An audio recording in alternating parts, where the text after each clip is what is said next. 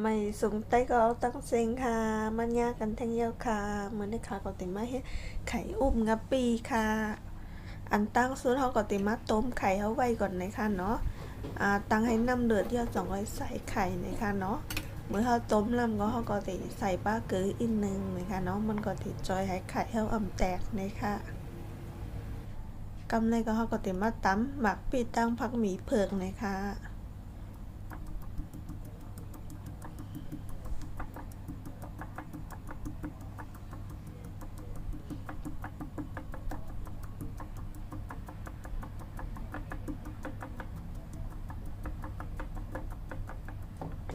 เอาคันเลยค่ะเนาะย่อยมองนายก็เลยยังไงค่ะกำไรเขาก็ติมาเอางับปีเขานอกน้ำไว้ก่อนนะคะ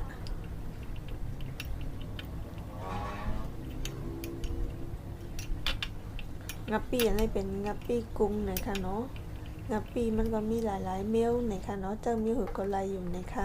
กำไรไข่เอาก็ซุกยาก็กำไรเขาก็เอาก็เจ๊น้ำกัดยาก็ปอกเปลือกมันไว้นะคะเนาะกำไรเขาก็ติมา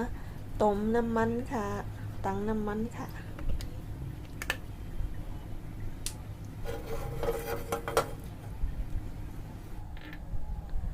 เพราะน้ำมันไหมเอาเนี่ยเขาเอาไข่อันเขาปอกไว้ลงโคเนี่ยค่ะ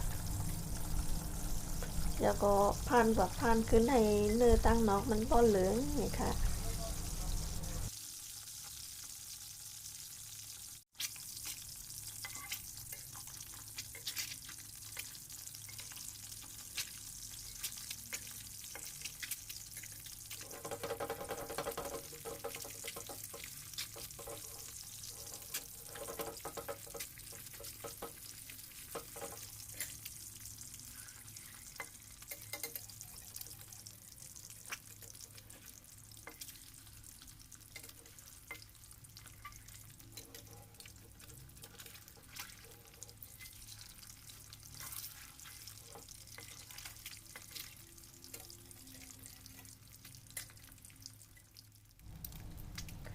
ในค่ะเนาะไข่เขาก็ไหลเอาในกำไรเขาก็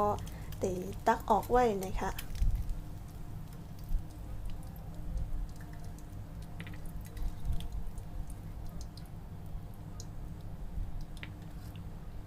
อยากก็ตักออกน้ำมัน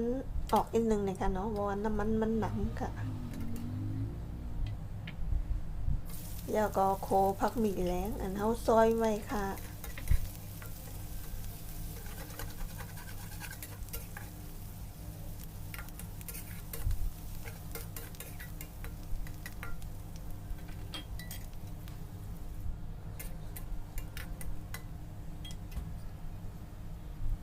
กำไรก็ใส่หมักพริกอันเขาตำไว้นะคะ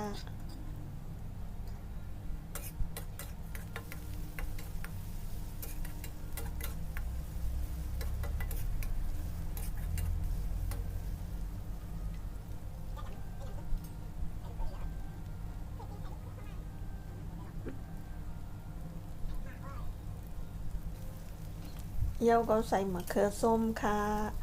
เย้าก็ใส่งาปีอันเขานอกน้ำไว้ค่ะใส่ไอยองตินม่วงค่ะ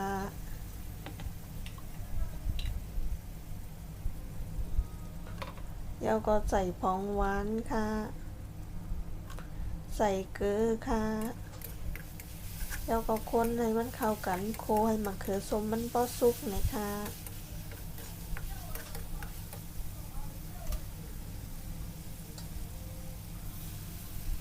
ใส่น้ำอีกหนึ่งค่ะ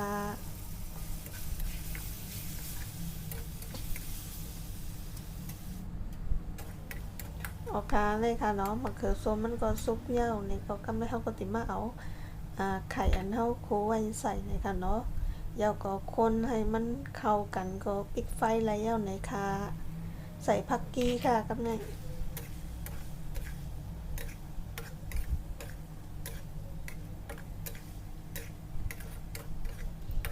โอเคกำลังก็ปิดไฟแล้วเย้าค่ะเย้าก็ตักใส่หวานกินแล้วเย้าในค่ะเพราะว่าแต่ก็เขาเก็บคลิปในนี่ก็จอยกดไลค์กดแชร์กดซับสไครป์ปันอีกนึงนะคะยินจมใหญ่ๆนำค่ะ